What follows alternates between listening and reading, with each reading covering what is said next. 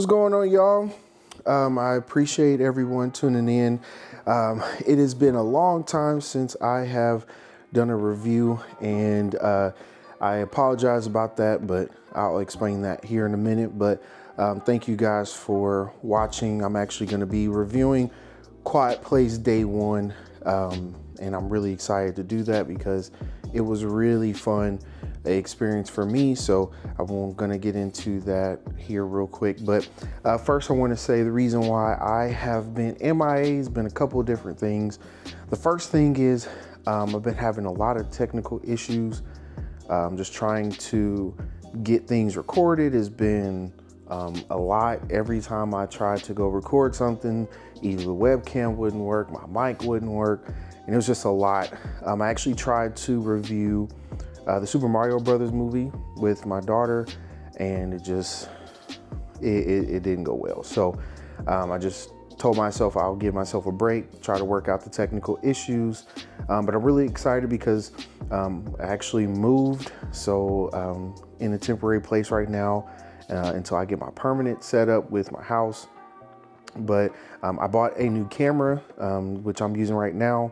So I'm really excited because this allows me to be mobile. It comes with its own mic. So that's why I am recording where I am now, because it gives me the ability to do that. So I'm looking to returning to reviewing movies, especially with a couple other changes I have. So it'll be a lot easier for me to do my movie reviews. So I'm really excited to bring this back because I've had some people ask me if I'm going to revive this and bring it back, and that was always the case with the Fresh Take Cinema show. So I was always going to bring it back. This just allows me to do it in a sooner time. So let's get started because I'm really excited to talk about this. So when it comes to Quiet Place, listen, the movie experience I had was hilarious. The first thing is I went in the middle of it storming. And so I would say a little bit over halfway through the movie, the projectors went out in the entire theater. So it wasn't just our movie, but everybody's went out at the same time during this storm. So we had about 5 to 7 minutes where we were just sitting in a pitch black movie theater, and it cut off right at a very intense time of the movie, which made it, to me, it actually made it pretty cool because it made it more suspenseful and intense, because it's like, okay, right when it cut off, something was about to happen, and now we have to sit here and it's dark. So it actually added to the movie experience. But I got to go on this tangent real quick. So there was a couple in the movie. There wasn't a lot of people. It was me, I would say it was me, 3 families, and 1 lady who came by herself. So it wasn't a lot of us in the movie theater. But this couple decided, of all movies, you bring your baby. I think the baby was like 1 because it looked like it just started walking. You bring your 1-year-old baby to A Quiet Place. 1, why would you do that? 2, it's not a kid's movie. And 3, that baby would not stop talking, crying, screaming, yelling. It was just too much. And I got annoyed because I'm like, that is not the movie to bring your kid. If you go to, Inside Out 2 or Despicable Me or something like that, you kind of expect that to hear that because that's a kid's movie. You don't expect to go see A Quiet Place and there's a toddler screaming their head off and they were constantly getting up, taking the baby out. Then you could hear the baby screaming in the hallway. So I'm like, I know they're interrupting other people's movies. And it was just too much. It was just too much. So I had to go on that little tangent because I was like, outside of that, the movie experience I had was great. That really kind of pissed me off, to be honest. So anyone who's watching this, please don't take your kids to go see movies like that because it annoys the other moviegoers. Like, if you know your baby's loud and you can't control your baby, keep the baby at home or get a babysitter, either one. But that's neither here nor there. So let's get into the movie. So I would like to preference this by saying I have never seen the other Quiet Place movies. I have wanted to watch them. I have access to watch them on the streaming platforms I have, and I just have not done it. I don't know why, because I actually am really intrigued by the idea of the movie. So I really don't have a whole lot to go off of on the other ones, but I do like that I haven't watched them, because now seeing Quiet Place Day One, kind of when the first events take place of this whole movie series, now I can go back and watch the other ones, and it makes probably a little bit more sense to me. So I kind of like that I've done it that way. But here's what I would say. I'm not going to spoil a lot because it's still a fairly fresh movie. I'm not going to spoil a lot. But what I will say is, this is not really a movie that's meant to scare you per se. This is more of like a thriller, and it's really suspenseful, and that's what I love. It's been a while since I've seen a movie where I haven't really been able to predict what's going to happen. There's been a lot of movies where there's at least more than one scene where I'm like, okay, this is going to happen, or this person's going to do this, or, you know, I'm kind of able to guess. And that gets kind of tiresome sometimes. You kind of are like, you know, when am I going to get something where it's a little better written, where I can't tell what's going to happen.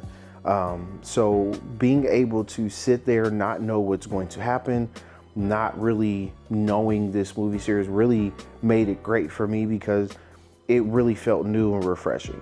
And then the whole time, y'all, my booty cheeks were clenched. I was so freaking nervous because it's not, obviously it's Quiet Place, so it's not a lot of script. It's not a lot of dialogue or monologue. So, you know, it really keeps you in it. You're like, okay, if this person makes this noise, or if this happens, like it's all going to go wrong.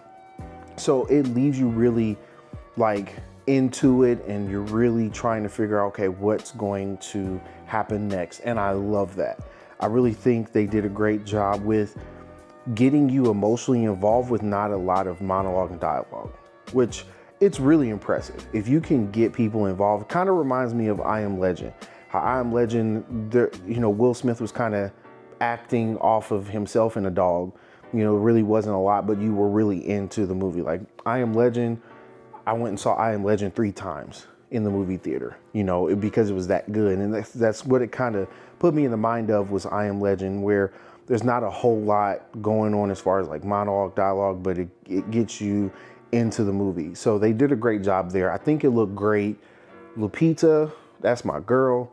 I think she did an amazing job with conveying emotions. Like her facial expressions in this movie were amazing, where you really felt like, okay, like this is like for real. Like she really put you in that mindset of like, if I were in this situation, this is probably how I would react, because her eyes and how her face would tremble, and her, you know, her hands would shake, and the fact that, you know, I'm not giving a whole lot away. She has a terminal illness in this movie.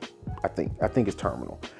She has an illness in this movie. I still don't know what it was exactly, but you know, so her going through this whole journey, and she's sick. It was a lot. Like they brought a lot to it, and I thought that was amazing. They did a great job with that. So when it comes to the way that the movie went, I think it never really, even though it's supposed to be necessarily a quiet movie, it never was like a boring situation in the movie. Every scene mattered, every scene made sense, and then every scene led up to the next, and it all kind of just came together. To me, it came together beautifully. I hate how the end went, but you know, I can't control that. I'm not, like I said, this is gonna be a spoiler-free movie. You know, I'm not mad at the ending, but I just hate how it ended. Kind of hoping for an alternate ending there, but it still was a great movie. You know, the sounds, like everything, I don't know, something different about this movie where you just really feel entrenched in it. And it, like when I tell you, like y'all, like I was gripping, my hands were gripping the seat because it was like, oh my God, like it's really intense and suspenseful, and it's a thriller. It didn't really scare me. It was more like, holy crap, what's gonna happen? And I love that. If I really wanted to, I could go back and watch it again. I have no problem doing that. It was that good. I would see it twice in the movie theater, but I think one is enough. I got some other movies I need to go see. But I would say, just kind of giving this a rating, I would give it, honestly, I'm gonna give it a 9. Like, there really wasn't a lot that left me disappointed or left me upset. Like I said, I hate the ending, but that is not because it was terrible, not because it was, not performed well. I just was hoping for a different outcome, but it was still good. I really think that was a great kind of like they call it day one. It's Quiet Place Day One. I really think that gives it a great start. Even though this is the third installment of the series, it's a great start to it. So I guess if you were to watch it kind of backwards, so you would start with Quiet Place Day One, then the first Quiet Place, and the second Quiet Place. If you did it that way, I think it really ties everything together and it gives it a great start. A lot of times when people do series or movie franchises, the first one's kind of iffy, i.e. Captain America, but it is what it is. So this, I think, did a great job. So I would definitely recommend, if you have not seen this movie, I need you to go see it ASAP, because this movie was phenomenal and you will enjoy it. You will be into it the entire time. Booty will probably be clenched because, mine was, and I was definitely into it, and you really can't predict what's going to happen. I will give you that. You really can't predict what's going to happen, and that's my favorite thing about this movie. I think it looked great as well. The special effects are great. It's set in New York, and it even tells you why it's set in New York if you pay attention in the beginning. If you pay attention in the beginning, you kind of know about Quiet Place. It tells you why it's set in New York, and I thought that was great in the beginning too. So make sure you pay attention in the beginning of why it was set in New York. But outside of that, loved it. Definitely recommend you guys going to see it. So I appreciate you guys watching. Please, if you are not subscribed, please subscribe to the channel. I am back. I will be doing more reviews. I went and saw Inside Out 2 and Despicable Me 4, so maybe I will review those. I definitely will be reviewing Deadpool and Wolverine. That's a big one for me, so I'm going to be watching that. I signed up for Regal Crown Club, so I do have a movie theater subscription, whatever you want to call it. So I actually get to go see unlimited movies every month. So I definitely will have the funds and the time to go watch these movies and get back to reviewing. I can really review anywhere I want. So even if I wanted to take this camera and do a review in the parking lot right after I see a movie, I can do that. So, definitely appreciate you guys sticking with me and rocking it out, and people that have still had interest. I definitely will get this back going. And like I said, if you have not subscribed, please subscribe, hit the notification bell, hit the like.